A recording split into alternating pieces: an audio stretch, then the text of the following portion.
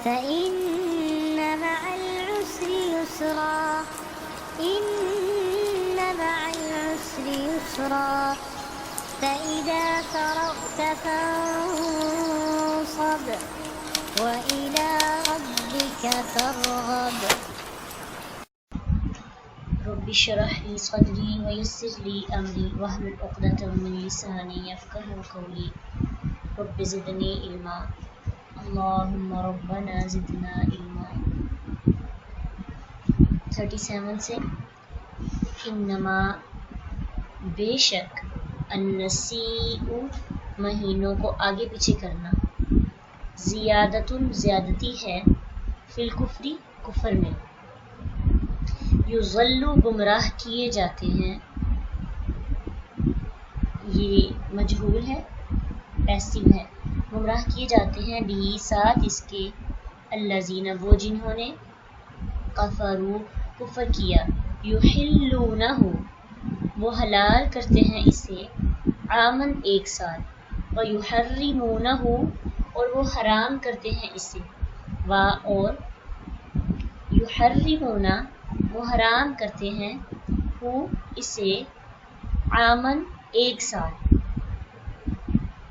لیواطئوا تاکہ وہ درست کر لیں عدت گنتی ما ان کی جو حرم حرام ٹھہرائیں اللہ نے جو حرام ٹھہرائے اللہ نے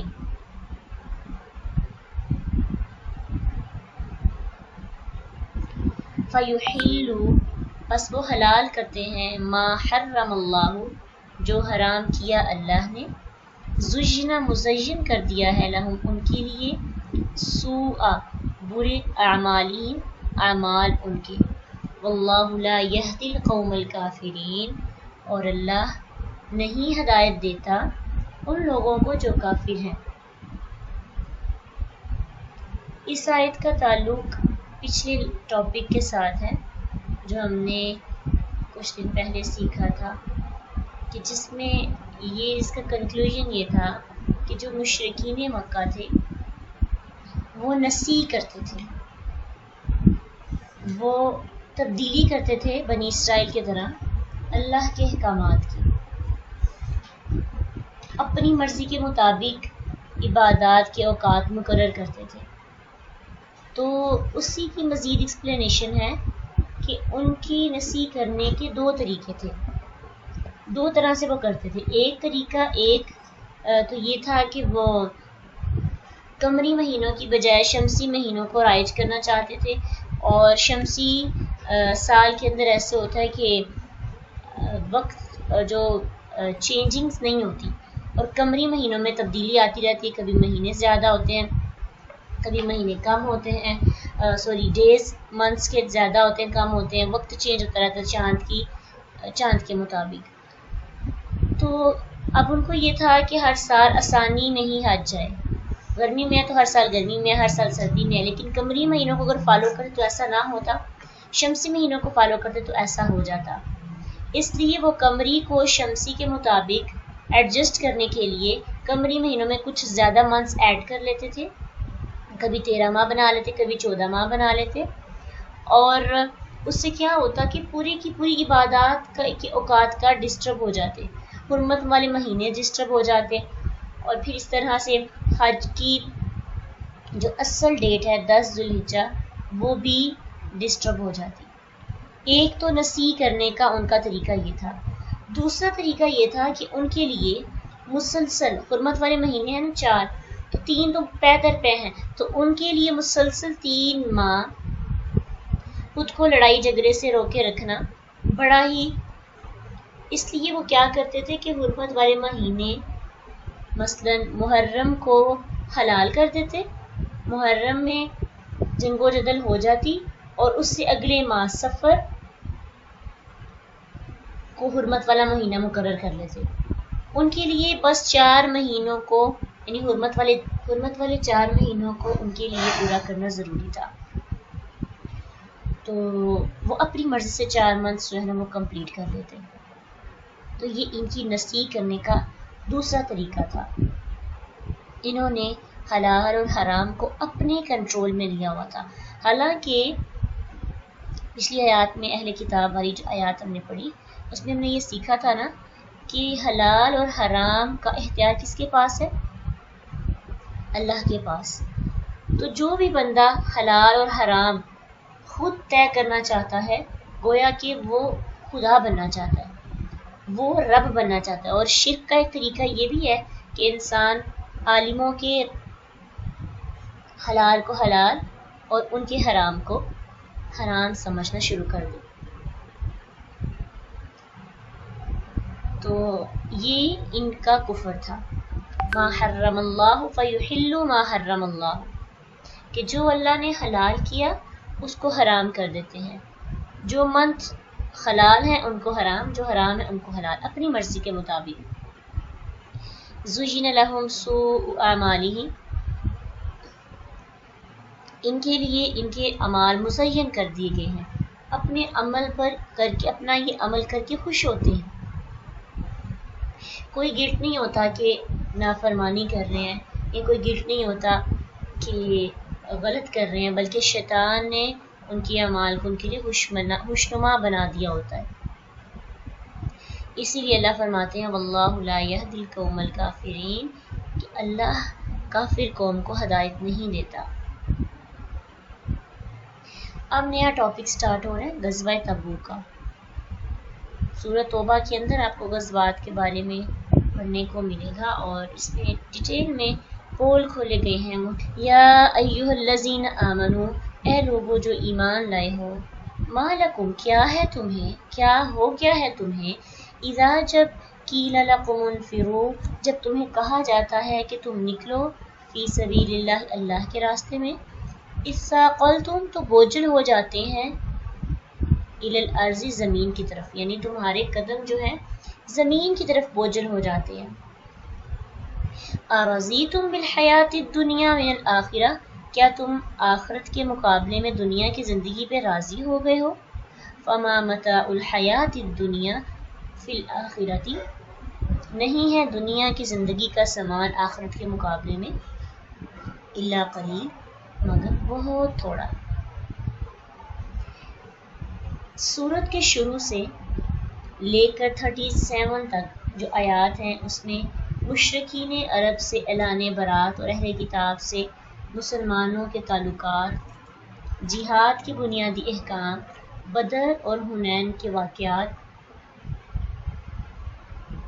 اور اللہ سبحانہ تعالیٰ نے اس میں جو ان کی مدد کی, غیبی مدد کا تفصیلی ذکر کیا گیا ہے.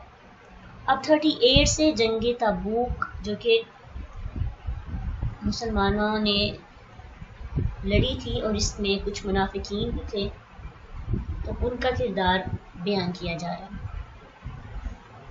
اور پھر اس جنگ میں پیچھے رہنے والوں کے ساتھ شدید قسم کی ناراضگی کا بھی اظہار کیا گیا ہے.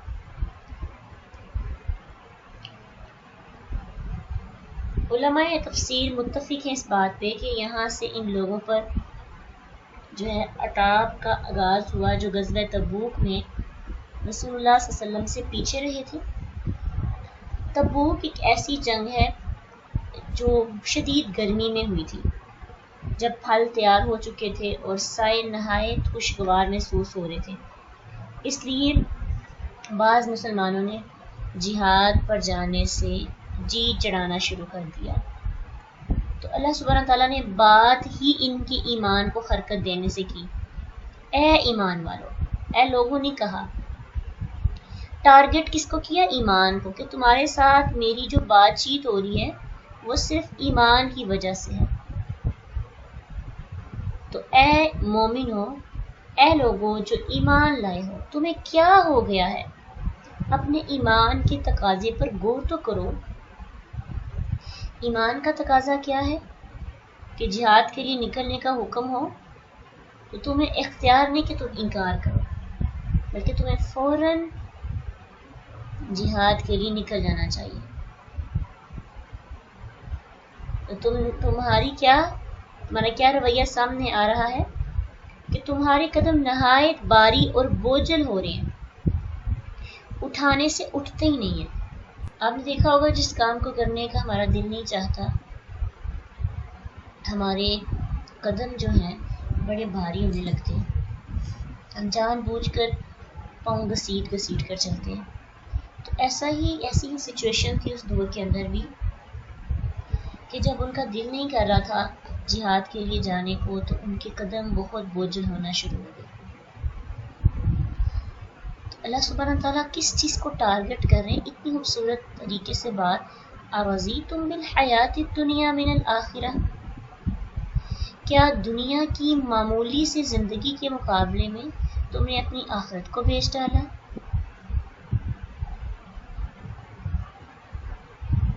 دنیا کی معمولی ساز و سامان جو ناپائیدار ہے، جو کسی بھی وقت چھین سکتا ہے، اس آخرت کے مقابلے میں تم اس پہ راضی ہو گئے ہو جو ہمیشہ رہنے والی ہے۔ فَمَا مَتَاعُ الْحَیَاةِ الدُّنْیَا فِی الْآخِرَةِ إِلَّا قَلِیلٌ، جس کی کوئی حیثیت ہی نہیں۔ دنیا کی حیثیت آخرت کے مقابلے میں کیسی ہے؟ ایک سمندر میں انگلی ڈبونے پر جو پانی انگلی کے ساتھ ٹچ ہوتا ہے وہ کیا ہے؟ دنیا۔ اور جو سمندر ہے وہ کیا؟ آخرت۔ تو پھر ہمیں فوکس کس پہ کرنا چاہیے؟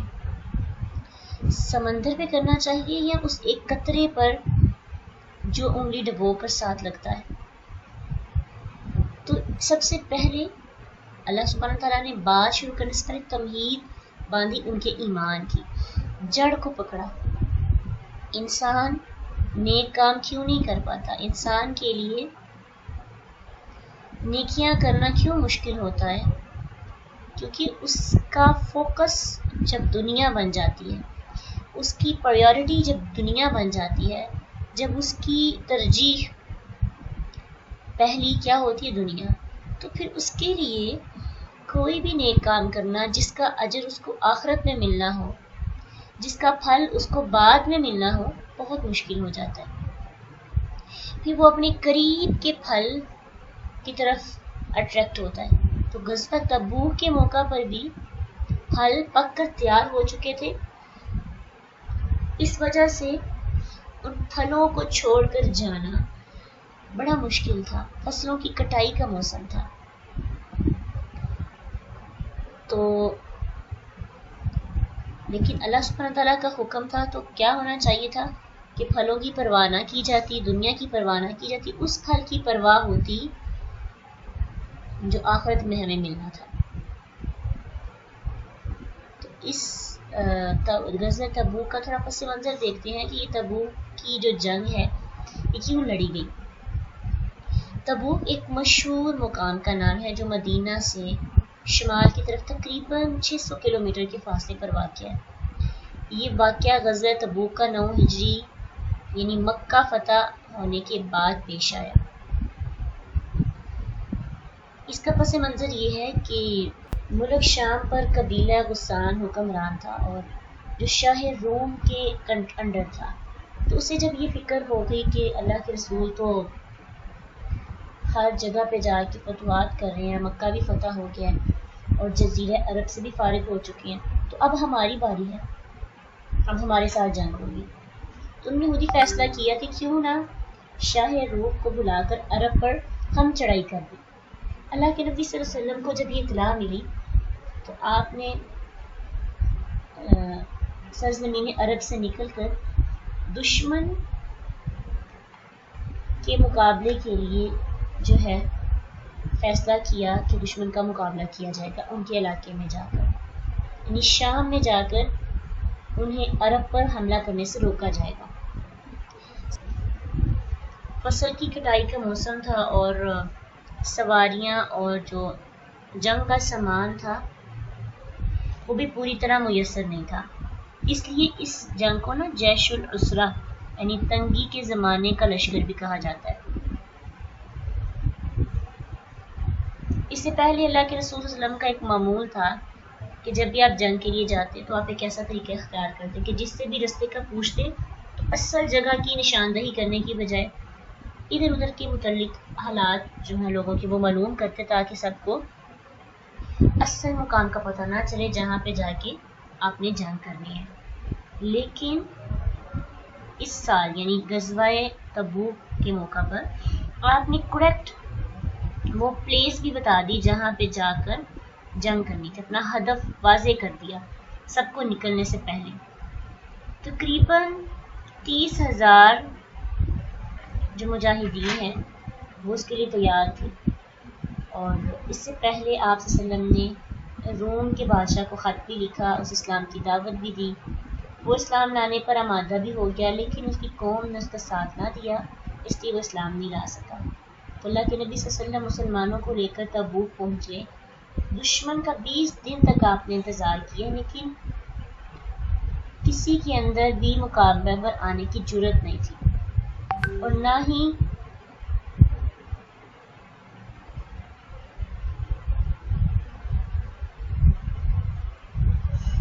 دن تک اللہ کے نبی صلی اللہ علیہ وسلم نے انتظار کیا، اور کسی کے پاس بھی اس مقابلے کے آنے کی جرت نہیں تھی۔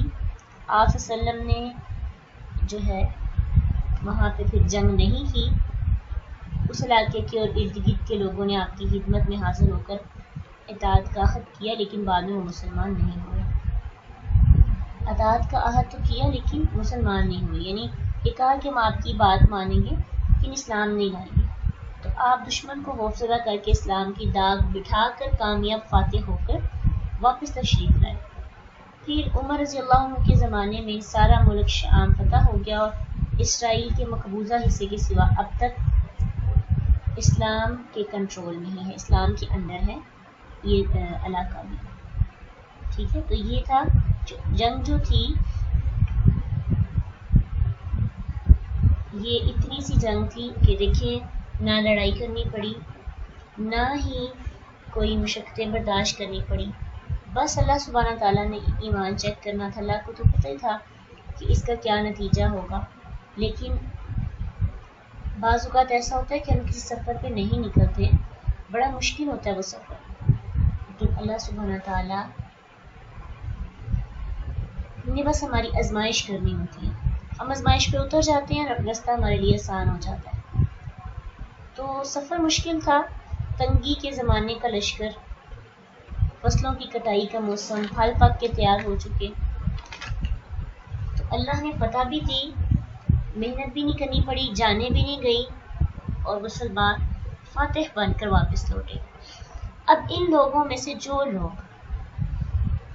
جانے سے کتراتے تھے ان کے لیے اتنی سخت وعید آئی ہے کہ اس کے بعد، اس آیت کے بعد، کچھ صحابہ نے تو اپنی زندگی پر فرض کر لیا تھا کہ سیف کے اترنے کے بعد اب ہم پر کوئی بھی گنجائش نہیں ہے کہ ہم جہاد کے لیے نہ نکلیں۔ الا تنفروا يعذبكم عذابا علیما، کیا کہا؟ اگر تم نہیں نکلو گے تو اللہ تمہیں دردناک عذاب دے گا۔ وَيَسْتَبْدِلْ قَوْمًا غَيْرَكُمْ وَلَا تَضُرُّوهُ شَيْئًا، اور وہ بدل دے گا کوئی قوم تمہارے علاوہ، اور نہیں تم نقصان پہنچا سکتے اسے کچھ بھی۔ واللہ علی کل شیء قدیر، اللہ ہر چیز پر خوب قدرت رکھنے والا ہے۔ عذاب علیم سے مراد یعنی دنیا میں ذلت اور رسوائی، دنیا میں محکومیت، دنیا میں غلامی، اور آخرت میں آگ کا عذاب ہے جس کی کوئی بھی حد نہیں۔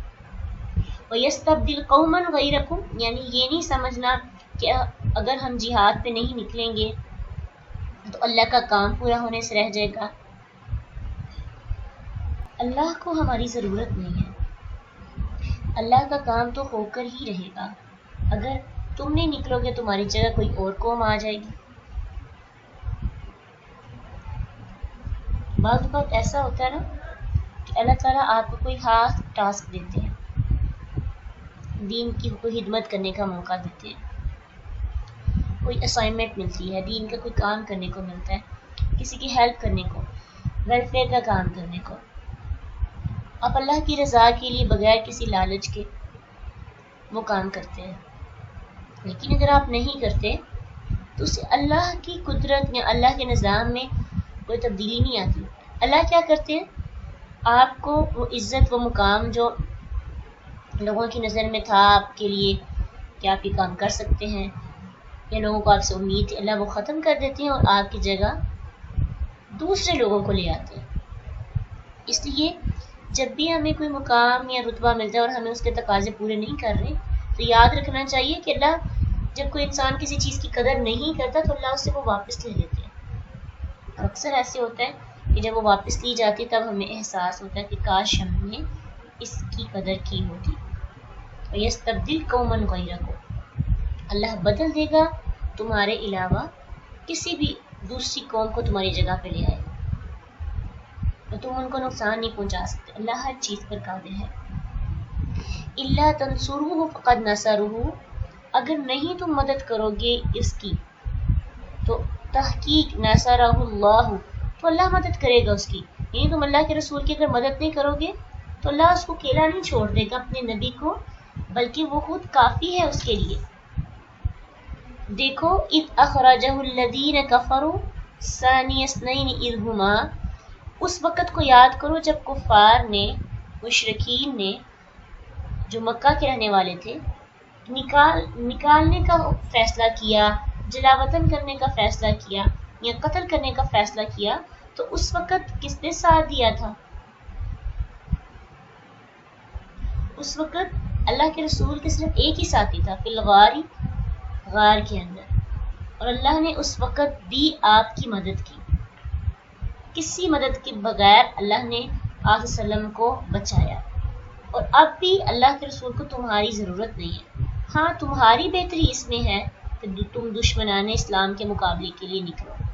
جب ہم جہاد کے لیے نکلتے ہیں اپنی زندگی کے اندر بھی اور جہاد اکبر کے لیے بھی، تو اس میں ہمارا فائدہ ہے، ہمارا ایمان پالش ہوتا ہے. اللہ کو ہماری جسم کی ضرورت نہیں ہے، اللہ کو ہماری مدد کی ضرورت نہیں ہے، اللہ خود کے لیے خود ہی کافی ہے. تو اللہ رب العزت ان کو سمجھا رہے ہیں کہ اس غار کے اندر، اس وقت جب تم نے تنہا چھوڑ دیا تھا، جب تم ساتھ نہیں تھے میرے نبی کے، تو اس وقت بھی میں نے اس کا ساتھ دیا. اذ یقول لصاحبہ لا تحزن ان اللہ معنا، جب وہ غار میں تھے اور اپنے ساتھی سے کہہ رہے تھے لا تحزن ان اللہ معنا، غم نہ کرو بے شک اللہ ہمارے ساتھ ہے. تو ثانی اثنین سے مراد ابو بکر صدیق رضی اللہ عنہ ہے. اس میں سب کا اتفاق ہے. سب سے پہلے مسلمان بھی وہی ہوئے اور پھر لوگوں کو اسلام کی دعوت بھی انہوں نے سب سے زیادہ دی. جلیل القدر صحابہ میں سے ہیں، جنگوں میں آپ صلی اللہ علیہ وسلم سے کبھی الگ نہیں ہوئے. آپ کی جب وفات کا وقت قریب تھا تو آپ نے انتہائی تاکیدی حکم کے ساتھ کسی دوسرے کو امامت کے لیے اجازت نہ دی بلکہ انکار کیا، اور آپ کے قائم مقام حیثیت میں کون کھڑے ہوئے؟ ابو بکر صدیق رضی اللہ عنہ. پھر آپ کے پہلو میں دفن ہوئے. اس طرح اول اور آخر صدیق اکبر کو دوسرا ہونے کا، ثانی اثنین ہونے کا شرف حاصل رہا.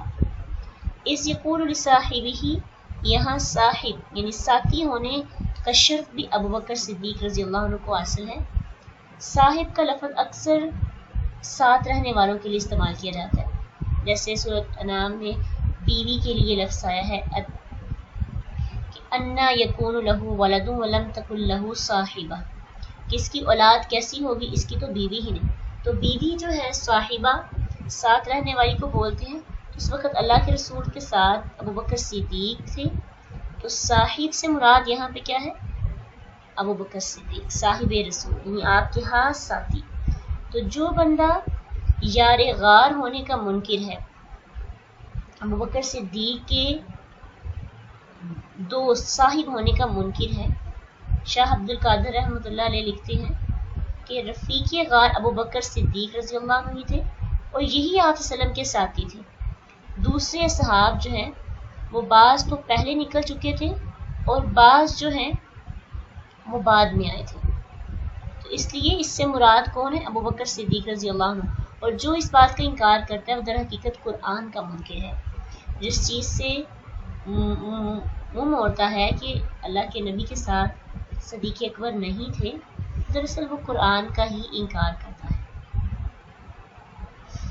اذ ہما فی الغار، اس غار سے مراد سور پہاڑ کی چوٹی، غار سور جو ہے اس کی پہاڑ کی چوٹی کے قریب ایک واقعہ غار ہے.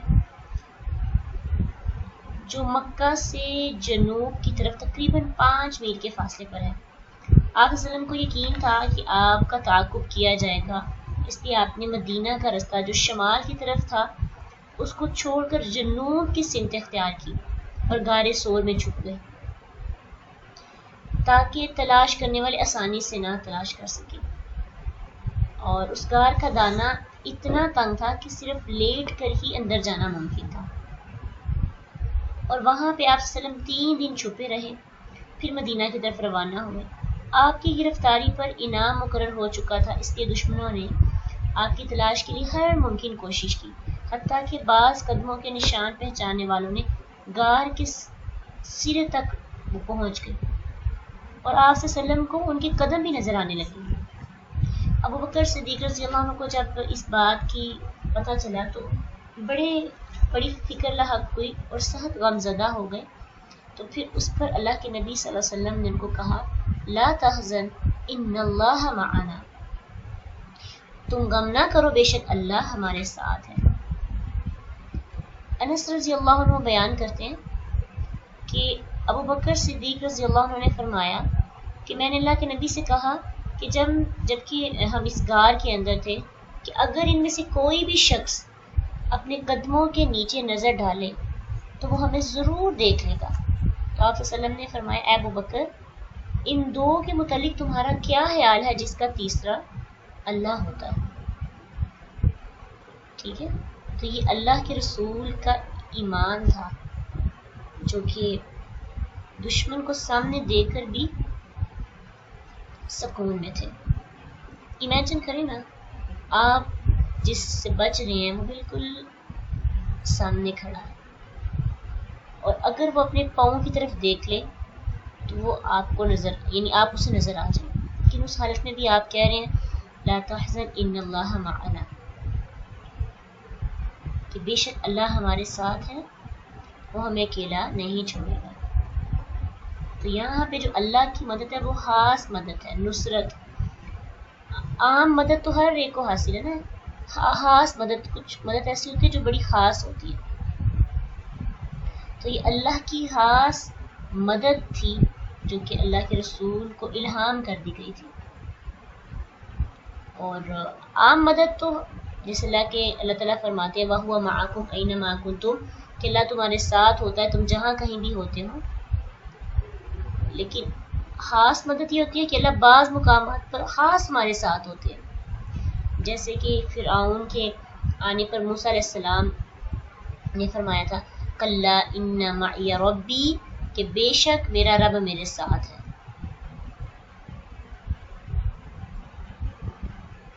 تو معیہ یعنی اللہ کی معیت میں اپنے ساتھ کسی کو شریک نہیں کرنا، یعنی معیت جو ہے یہ خاص اللہ کی مدد ہے۔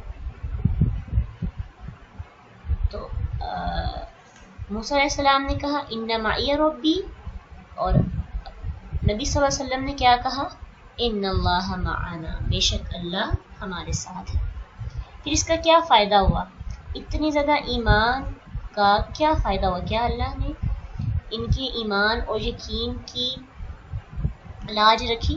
فانزل اللہ سکینتہ علیہ، تو اللہ نے سکینت طاری کر دی ان پر۔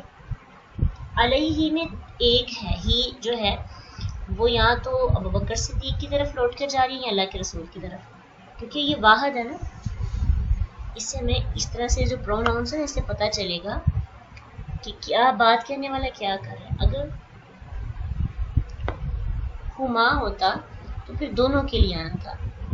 تو کچھ مفسرین نے اس کی ٹرانسلیشن یہ کی ہے کہ ابو بکر صدیق پر سکینت آئی تھی کیونکہ اللہ کے رسول پر تو پہلے ہی سکینت تھی، پہلے وہ پرسکون تھے، اس لیے یہ جو ہے پروناؤن جو یوز کیا گیا ہے یہ ابو بکر صدیق کے لیے۔ لیکن کچھ نے کہا کہ نہیں، اللہ کے نبی صلی اللہ علیہ وسلم پر اللہ تعالیٰ کی خاص سکینت تھی، یعنی اللہ نے خاص سکون نازل فرمایا جس سے آپ کے اطمینان میں مزید اضافہ ہوا، اور یہی زیادہ راجح بات پتہ چلتی ہے کہ علیہ سے مراد اللہ کے نبی صلی اللہ علیہ وسلم ہے۔ وَأَيَّدَهُ بِجُنُودٍ، اور اس نے تائید کی اس کی ایسے لشکروں کے ساتھ، لَمْ تَرَوْهَا، نہیں تم نے دیکھا انہیں، یعنی فرشتوں کے لشکروں کے ساتھ جنہیں تمہیں نہیں دیکھ سکتے تھے کیسے مدد کی کہ انہوں نے تعاقب کرنے والوں کی نگاہیں ہی آپ صلی اللہ علیہ وسلم سے پڑھنے نہیں دی. پھر حنین کے موقع پر بھی اللہ نے فرشتوں کے ذریعے مدد کی.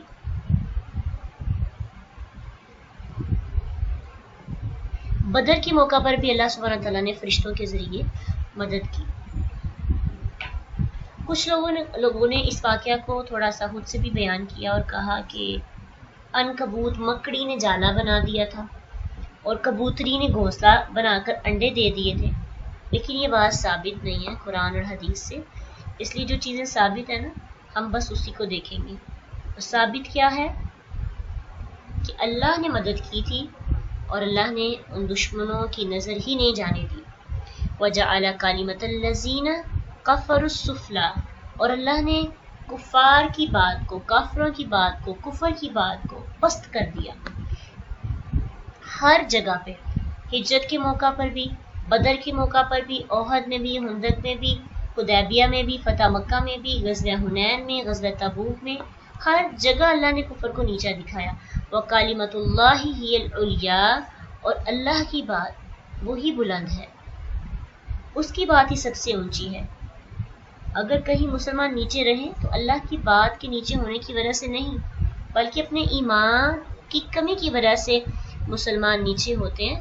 ادروائز اللہ کی بات تو ہمیشہ اونچی ہے، بلند ہے. اللہ سبحانہ تعالیٰ فرماتے ہیں سورۃ آل عمران میں وَأَنْتُمُ الْأَعْلَوْنَ إِن كُنتُم مُؤْمِنِينَ، تم ہی غالب رہو گے اگر تم مومن ہو. تو غالب رہنے کے لیے ایمان شرط ہے. اللہ کا کلام تو غالب ہے، وہ بلند ہے، اس کا تو کوئی مقابلہ ہی نہیں کر سکتا اس کی بات کا. لیکن مسلمان کا جو وجود ہے اگر کبھی محکوم بن جائے تو وہ کب بنتا ہے؟ جب اس کے ایمان میں کمی ہوتی ہے. اس سے یہ پتہ چلتا ہے کہ ایمان کی کمی یہ نہیں ہے کہ انسان بہادری کے ساتھ مقابلہ کرے. ایمان کی کمی یہ ہے کہ انسان ہار کر میدان چھوڑ کے بھاگ جائے. جو ایمان والے لوگ ہوتے ہیں وہ امتحانات میں پڑھتے ہیں، وہ آزمائشیں سہتے ہیں، وہ برداشت کرتے ہیں، ان کے اندر لڑنے کی ہمت ہوتی ہے. واللہ عزیز حکیم، اور اللہ بہت زبردست حکمت والا ہے. یہ ساری اللہ کی پلاننگز ہیں کہ اللہ تعالیٰ نے، اللہ ڈائریکٹ بھی تو اپنے نبی کو بچا سکتے تھے.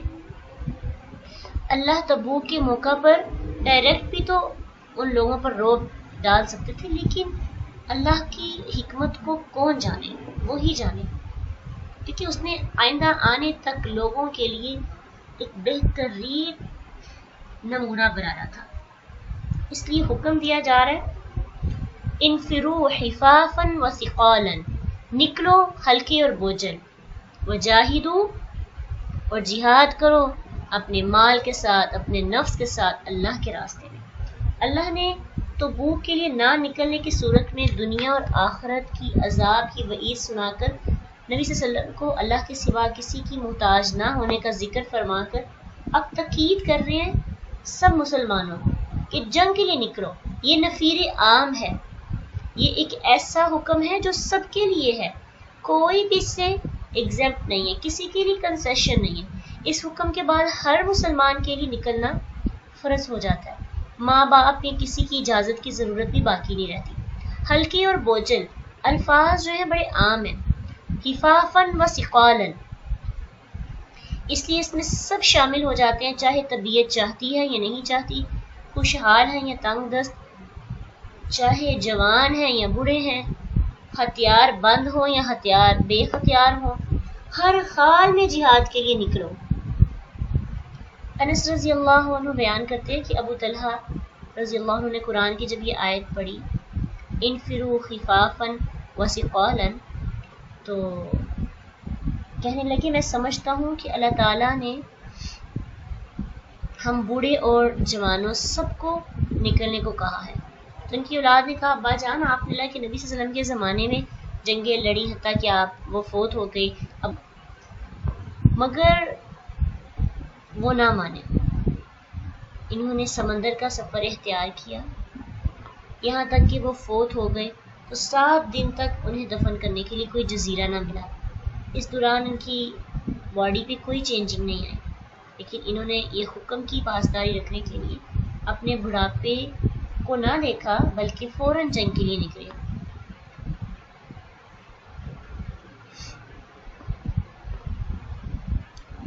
پھر اسی طرح ابو ایوب انصاری رضی اللہ عنہ کے بارے میں کہ رسول اللہ صلی اللہ علیہ وسلم کے ساتھ بدر میں بھی شریک ہوئے اور صرف 1 سال کے سوا کبھی مسلمانوں کی کوئی بھی جو جنگ ہے انہوں نے نہیں چھوڑی۔ تو تاریخ کی کتابوں کے مطابق 90 سال کی عمر میں قسطنطنیہ کی طرف جانے والے لشکر میں یہ شریک ہوئے اور ان کی امیر یزید بن معاویہ تھے۔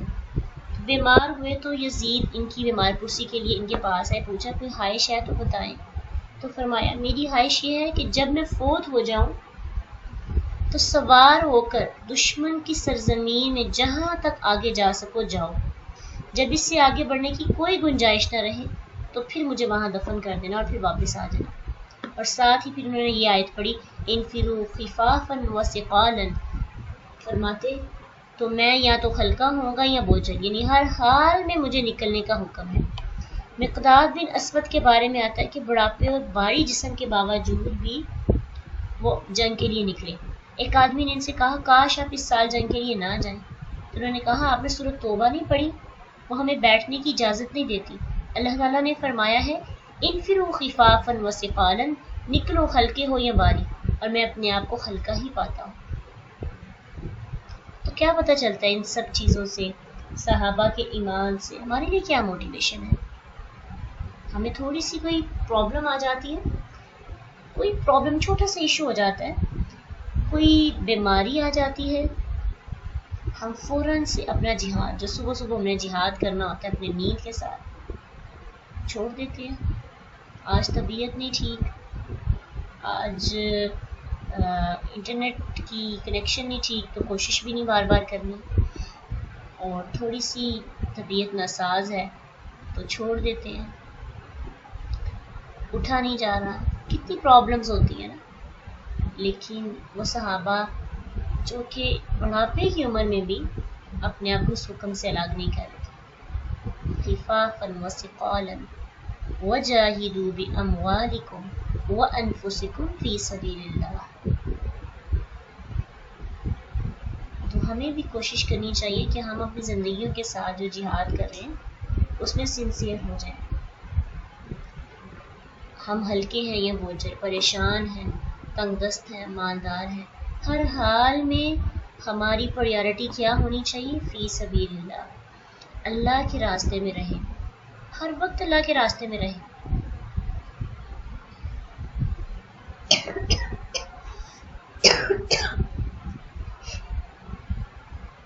ذالکم خیر لکم ان کنتم تعلمون، یہ بات بہتر ہے تمہارے لیے اگر تم جانو، اگر تم اس چیز کا اندازہ ہو گے کہ اللہ کے راستے میں ہونا تمہارے لیے کتنا بہتر ہے، تو شاید تم کبھی بھی انکار نہ کرو۔ اس لیے ہمیں اپنی انفارمیشن میں اضافہ کرتے رہنا چاہیے، کیونکہ دیکھیے تعلمون بڑی جگہ پہ آتا ہے، تو جب بھی آپ کا ایمان کم ہوتا ہے، جب بھی نیکیاں کرنے کو دل نہیں کرتا، تو علم میں اضافہ ہونا چاہیے۔ اسی لیے تو ہم اپنے دن کا آغاز علم سے کرتے ہیں کہ صبح صبح ہمیں علم کی پڑی مل جائے، سارا دن وہ ڈوز لیتے رہیں تاکہ ہمارے قدم بند جائیں اور ہم گناہوں کی طرف نہ بڑھیں، ہمیں پتہ ہو ہمارے لیے کیا بہتر ہے، سارا دن ہمارے مائنڈ کے اندر وہ باتیں کلک کرتی رہیں، اور ہم دیکھیں کہ اللہ نے آج ہمیں کیا حکم دیا۔ یہ ڈگری نہیں ہے، یہ کوئی کورس نہیں ہے، یہ ہمارے اندر کی سمجھیں کہ پاکیزگی، اندر کی صفائی کے لیے اللہ سبحانہ تعالیٰ، جیسے صبح صبح اٹھتے ہیں اور گھر کی صفائی کرتے ہیں نا، تو ہم بھی نیند سے جاگتے ہیں جب سستی کاہلی کا شکار ہوتے ہیں، اور فوراً سے پہلے اپنا دل صاف کرتے ہیں، اپنے علم میں اضافہ کرتے ہیں تاکہ ہمیں پتہ ہو ہمارے لیے کیا بہتر ہے کیا بہتر نہیں، تاکہ ہم موٹیویٹ ہو جائیں اور سارا دن جہاد کرنے کے لیے ریڈی رہیں۔ یہی ہے سارا سین۔ لو کان ارضا قریبا وسفرا، اگر ہوتا سامان قریب کا اور سفر ہوتا قاصداً درمیانہ، لتبعوک، البتہ وہ پیروی کرتے آپ کی۔ اب اللہ سبحانہ تعالیٰ اس میں کیا فرما رہے ہیں یہ آیت غزوہ تبوک میں پیچھے رہ جانے والوں کے لیے نازل ہوئی۔ عرسن یعنی دنیا کا وہ ساز و سامان جو انسان کی خواہشوں کے پیش نظر رہتا ہے، ٹھیک ہے، آرام پرست ہونا، یعنی لیٹے لیٹے سارے کام ہو جانا، آسانی سے ہو جانا، قربانی نہ دینا پڑنا۔ وسفرن قاصدن، ایسا سفر جو بڑا درمیانہ ہو، جس میں شدید مشقت درپیش نہ ہو، بہت درمیانہ عام سا سفر۔ لتبعوک، البتہ وہ پیروی کرتے آپ کی، پھر وہ آپ کی بات مان لیتے۔ ولیکن بعودت، لیکن دور ہو گئی علیہم ان پر الشقۃ، مسافت۔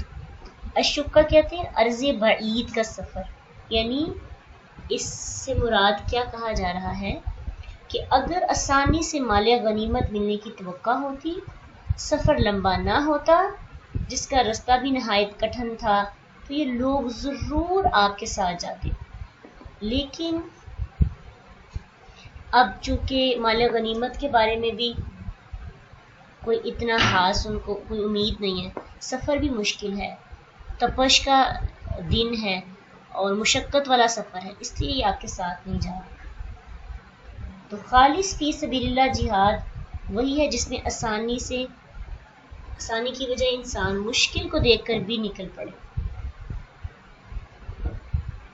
وَسَيَحْلِفُونَ بِاللَّهِ، ان قریب وہ قسمیں کھائیں گے، لَوِ اسْتَطَعْنَا، اگر استطاعت رکھتے ہم، لَخَرَجْنَا مَعَكُمْ، البتہ ہم تمہارے ساتھ ضرور جاتے، یعنی ایکسکیوزز پیش کریں گے، ہمارے پاس طاقت نہیں ہے، بیماری کا بہانہ، مال کا بہانہ، سواری کا بہانہ، اور پھر اپنی فصلیں کاٹنے کا بہانہ، کتنے ایکسکیوزز ہیں۔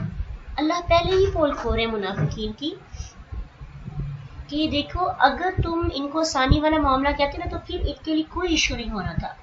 اب چونکہ تھوڑی قربانی دینی پڑ رہی ہے تو قربانی دینے کے لیے ان کو اپنے نفس کو مارنا پڑنا ہے، دنیا کی خواہش کو اور پیچھے رکھ کے آخرت کو ترجیح دینی پڑنی ہے، تو اس لیے یہ تمہارے سامنے قسمیں کھائیں گے۔ جیسے کام نہ کرنا ہو کسی نے تو پھر یہی لوگ کہتے ہیں میرے پاس ہمت ہوتی نا میں ضرور کرتی، میں ضرور تمہاری ہیلپ کرتی، یا میرے پاس طاقت ہوتی نا تو میری طرف سے تمہیں کوئی ٹینشن ہی ہونی نہیں تھی۔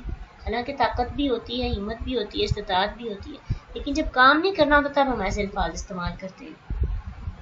اللہ کہہ رہے ہیں کہ کسی کا نقصان نہیں کر رہے، یہلکون انفسہم، یہ اپنے نفسوں کا نقصان کر رہے ہیں، واللہ یعلم انہم لکاذبون، اور البتہ اللہ جانتا ہے بے شک وہ جھوٹے ہیں۔ اللہ کو ان کے بارے میں پتہ ہے کہ ان کا ظاہر اور باطن تضاد کا شکار ہے، جھوٹ بول رہے ہیں۔ اللہ کو ہر چیز کا علم ہوتا ہے۔ تو کیا پتہ چلتا ہے اس آیت سے؟